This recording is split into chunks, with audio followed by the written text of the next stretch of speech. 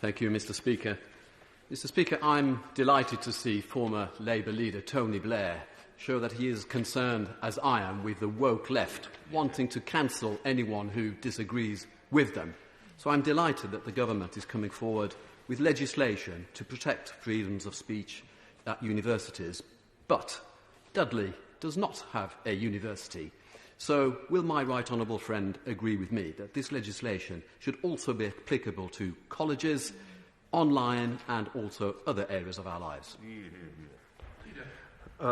Mr. Speaker, my honourable friend is right to raise his concerns about the charge of the woke brigade, though I seem to remember that the charge of the light brigade was ultimately not an enormously successful venture, and I think the charge of the woke brigade will be similarly thwarted in the end. But my honourable friend is absolutely right to say that the Higher Education Freedom of Speech Bill, which was announced in the Queen's speech, will protect the fundamental principle of freedom of speech by strengthening existing freedoms of speech and addressing gaps within the current framework.